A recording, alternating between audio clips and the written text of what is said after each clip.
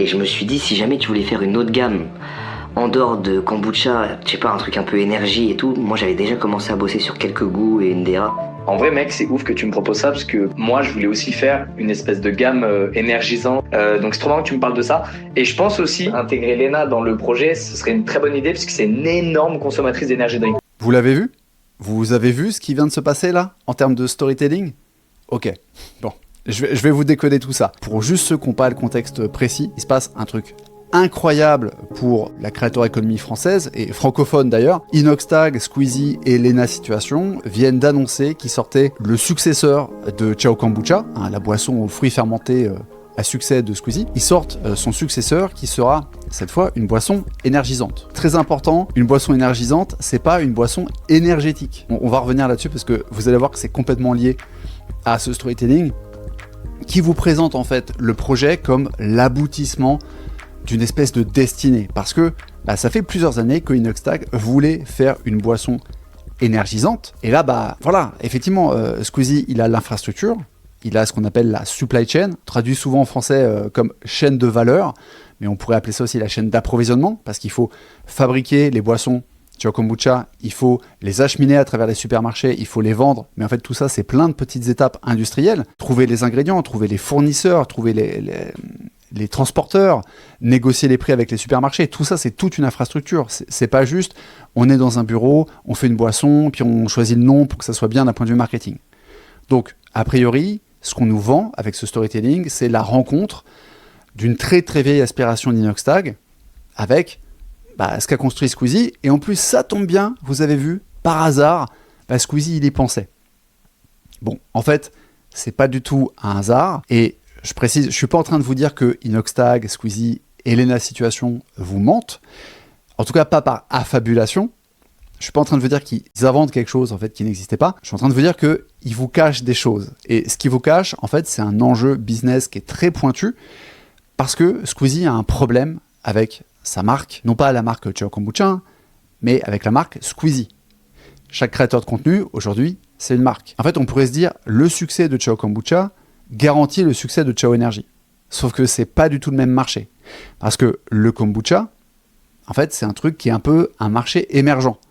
Bon, l'Allemagne en consomme déjà beaucoup, mais en France, c'est pas un truc qui est très développé, et si on caricaturait, c'est un peu une boisson pour les hipsters parisiens qui font leurs courses chez Monoprix. Mais les boissons énergisantes, Red Bull, Monster, et il y en a plein d'autres, il y a Celsius aussi, en fait, ce marché-là, il est beaucoup plus énervé. Pour le dire autrement, en fait, le marché auquel s'est attaqué Squeezie avec Ciao Kombucha, c'est un marché où Coca et Pepsi ne sont pas présents.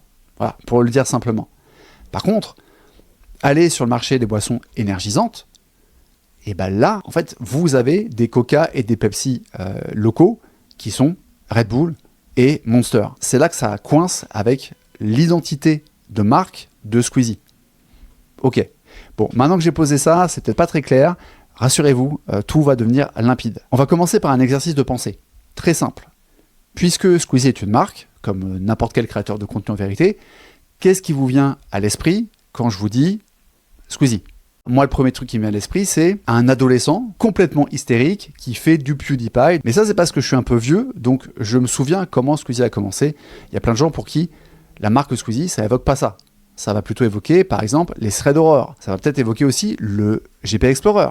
On peut associer à la marque Squeezie des trucs assez différents, en fait, selon l'époque à laquelle on l'a rencontré. On a rencontré son contenu. Mais il y a un truc qui n'est pas vraiment présent, en fait. Parce que je vous parlais de Monster et Red Bull, je sais pas si vous savez, mais Red Bull, ils sont des sponsors de la Formule 1. Et Monster, ils sponsorisent l'UFC.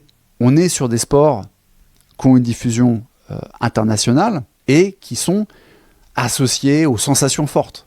Alors qu'on connaît tous des gens qui vont boire du Red Bull le samedi soir, mélangé à de la vodka, avant d'aller faire à peu près tout et n'importe quoi dans des bars ou des boîtes de nuit ou même des soirées étudiantes du BDE, quoi. Mais la publicité Red Bull, c'est ce qu'elle vend. Elle vous vend l'athlétisme. Elle vous dit, ça vous donne des ailes. Et d'ailleurs, la chaîne YouTube de Red Bull, c'est beaucoup de trucs en lien avec cette image-là. Donc revenons à Squeezie, à la marque Squeezie.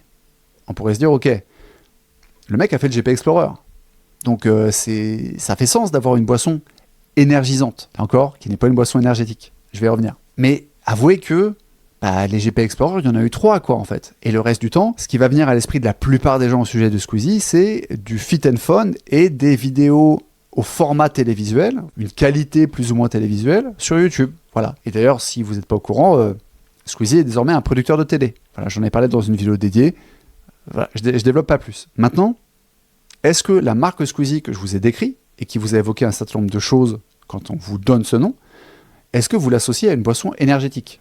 Bah, c'est peu probable. Et le problème, je vous l'ai dit, c'est qu'en face, là, c'est pas le marché du kombucha. En face, il y a Red Bull et il y a Monster. Pour citer juste les 2 marques les plus connues, qui sont turbo-agressives dans leur marketing et qui ont comme levier des événements sportifs ultra prestigieux. Est-ce que Squeezie, vous vous dites, bah ouais, c'est le youtubeur à qui je pense quand on me demande de penser à Red Bull et Monster. Bah pas du tout. Et le truc, c'est que Squeezie a déjà plus de 20 millions d'abonnés, mais il a quand même eu besoin de s'associer avec Inoxtag et Lena. Et je dis besoin, c'est pas une métaphore. Même si on a un joli storytelling qui laisse penser que bah, c'est Inox qui a fait la proposition à Squeezie, et c'est peut-être vrai. En fait, la réalité, c'est que Squeezie a besoin de s'associer avec ces 2 créateurs pour régler son problème de marque. Parce que si je vous demande à quoi vous associez la marque Inoxtag cette fois, bah franchement, faites un micro-trottoir, 80% des Français, en tout cas ceux qui connaissent l'existence d'Inoxtag, bah, en fait, ils vont vous dire Kaizen. Ils vont dire, ah ouais, c'est le petit jeune qui a monté l'Everest là. Mais Inoxtag, c'est pas juste un mec qui s'est donné un défi que, au passage, Squeezie n'avait pas fait. Inox, ça fait longtemps, ça fait plusieurs années, qu'il développe une marque qui est connotée esprit shonen. Autrement dit, le dépassement de soi, y compris dans des projets physiques. Et si vous allez voir sa chaîne, les vidéos qu'il a sorties depuis Kaizen, c'est varié, il y a du fit and fun, mais il y a beaucoup de choses en lien avec le sport. Et donc, lui, il apporte cette association d'idées entre une marque influenceur, en l'occurrence la marque Inoxtag, et des activités physiques qu'on associe à la consommation de boissons énergisantes, ou en tout cas qu'on associe aux publicités que font Red Bull et Monster et aux sponsorisations qu'ils font. J'ai découvert en préparant cette vidéo que, en fait, boissons énergisantes, c'était effectivement Red Bull et Monster, mais ça n'incluait pas ce qu'on appelle les boissons énergétiques. C'est pas la même chose. Et concrètement, boissons énergétiques, bah, c'est Gatorade. En anglais, ils appellent ça des sport drinks, pas des energy drinks. Je vous avais dit qu'on allait revenir sur cette distinction, parce que ce qui est intéressant, c'est qu'il y a un monde entre ce que promettent les marques de energy drink, comme Red Bull, et ce dont ont vraiment besoin les gens qui voudraient avoir de l'énergie. Bon, je le répète au passage, si tu veux de l'énergie, tu bois de l'eau. Et éventuellement, tu bois des sports drinks qui vont être riches en minéraux, alors que souvent, les boissons énergétiques, c'est juste du sucre, de la taurine ou de la caféine, et un peu de vitamines pour faire genre, c'est sain pour la santé. Même si, pour l'instant, ce qui semble être la gamme de Chao Energy, bah, c'est pas des boissons énergétiques, et c'est juste de l'énergisant comme Red Bull, bah, avec Inoxtag dans l'équation, on commence à se rapprocher d'un truc qui est cohérent par rapport au public d'Inoxtag, qui est probablement intéressé par le sport, plus ou moins sportif, et en tout cas plus sportif que le public de Squeezie, et aussi plus jeune en moyenne d'âge. Parce que Squeezie, il a un problème, c'est que c'était la génération d'avant Inoxtag, du coup, son public est un petit peu plus vieux que celui d'Inox, et en plus, surtout, il est beaucoup trop mainstream. Squeezie, c'est un peu le Monopoly, en fait, des youtubeurs. C'est de 7 à 77 ans. Le problème, c'est que quand tu veux vendre un produit, bah, une personne de 7 ans, 20 ans, 35 ans, 42 ans ou 77 ans, elles n'ont pas les mêmes problèmes. Bon, elles n'ont déjà pas le même budget, parce qu'à 7 ans, bah, tu as juste ton argent de poche si tu as de la chance. Donc, Inoxtag a l'intérêt d'avoir un public qui est potentiellement moins âgé que celui de Squeezie, et plus spécialisé dans le sens où il a plus d'affinité avec le sport. Et donc, c'est ce qu'on appelle une audience qualifiée. Concrètement, pour vendre une boisson énergisante qui essaye de surfer sur cette association avec des sportifs, même si techniquement c'est pas une boisson pour vrais sportifs, parce que la consommation d'energy drink pour les athlètes c'est complètement déconseillé, parce qu'il y a beaucoup trop de sucre dedans notamment. Il y a cette confusion qui règne un peu dans l'esprit du public, et concrètement, bah, Inoxtag il apporte la crédibilité du sport. Non pas que Squeezie soit pas sportif. On a vu récemment, sur les quelques dernières années, qu'il a eu un glow-up. Voilà, on voit qu'il va à la salle. Voilà, il pose des petites photos torse nu sur Instagram. Mais la marque Squeezie n'est pas associée à cette histoire de sport. Et c'est là que Lena Situation arrive avec un autre supplément d'âme. Son audience, bah, elle est majoritairement féminine. Et ça, en fait, c'est un truc qui est un peu contre-intuitif parce que le marché des boissons énergétiques, je prends les chiffres du marché américain, parce que là, on a des données assez précises, 66% des consommateurs d'energy drink aux États-Unis, c'est des hommes. Donc il y a seulement 34% de femmes. Mais en retournant un petit peu Internet, j'ai trouvé pas mal de sources qui commencent à dire qu'il y a une féminisation du marché. Mais ça veut dire qu'en fait, le marché des femmes qui achètent et qui boiront du energy drink, là encore, un peu comme pour le kombucha, il n'est pas mature. C'est un segment qui n'est pas tout à fait adressé par les gros mastodontes que sont Red Bull et Monster.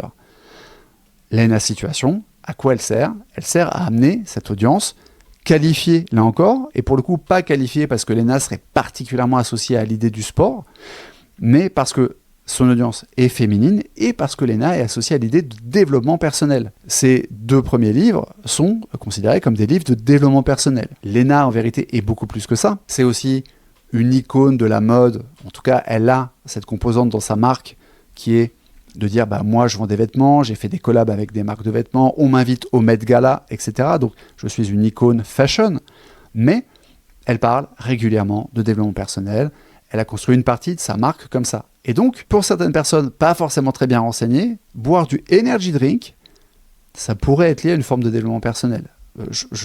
C'est pas du tout la réalité, hein. Si vous voulez prendre soin de vous, ne buvez pas d'energy drink. Moi je suis trop content les gars, parce que comme tu dis, on est tous très dans nos coins, à faire nos projets en solo dans nos coins, et je trouve ça génial de faire un truc avec d'autres créateurs de contenu qui sont des amis. Derrière le storytelling aventure humaine, en fait, il y a un vrai besoin de mettre des béquilles à la marque Squeezie, parce que la marque Squeezie est trop diluée, elle est trop généraliste, et elle n'est pas du tout assimilée à tout ce que véhicule une boisson énergisante. Le truc, c'est que j'entends trop souvent un conseil qui est donné par les YouTube gourous. Alors, des fois, c'est des Français, des fois, c'est des Américains. C'est un conseil qui s'adresse vraiment, pour le coup, aux débutants, aux gens qui n'ont pas de chaîne YouTube, et souvent à des gens qui veulent faire du gaming ou des trucs, en fait, qui sont des très mauvaises niches, d'accord, en termes de monétisation, durabilité, stabilité, de difficulté, tout simplement, pour percer dans ces niches-là. C'est le conseil, construis d'abord une audience, et ensuite, tu décideras de quoi leur vendre. Parce que, je le rappelle, quand vous êtes créateur de contenu, sur YouTube, vous n'avez que 2 business models. Je ne vais pas rentrer dans le détail parce que j'ai fait une longue masterclass de plus d'1 heure qui sera en lien quelque part, mais pour faire très simple, soit vous vendez les produits d'autres personnes, et c'est le principe de faire des sponsors, soit vous vendez vos produits à vous. Le truc, c'est que quand on vend les produits des autres, on vend des trucs qui n'ont rien à voir les uns avec les autres.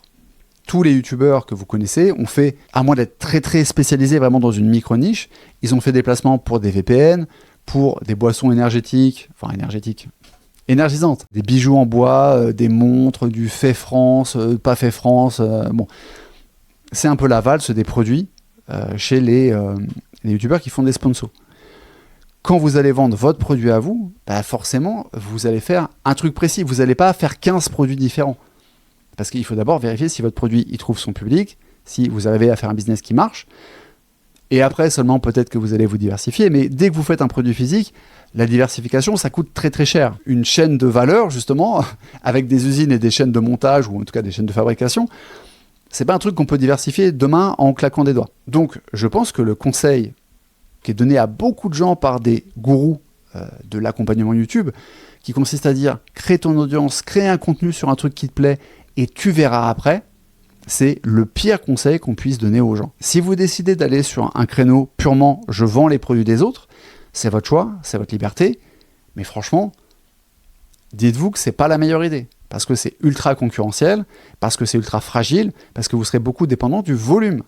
Quelqu'un qui a une PME et qui a une chaîne YouTube pour vendre les services de sa PME, avec des vidéos qui font 1000 vues, il peut gagner de l'argent. Si vous investissez sur YouTube, mais que vous êtes insatisfait des performances de votre chaîne et que vous n'arrivez pas à mettre le doigt sur d'où vient le problème, je vous propose d'externaliser vos doutes en me contactant. Vous avez en description de la vidéo un petit formulaire très rapide, littéralement 45 secondes à remplir. Il y a 3 questions et c'est des QCM, donc on ne peut pas faire plus rapide. Ça me permettra de voir si on peut travailler ensemble parce que malheureusement, je ne peux pas travailler avec tous les gens qui me contactent.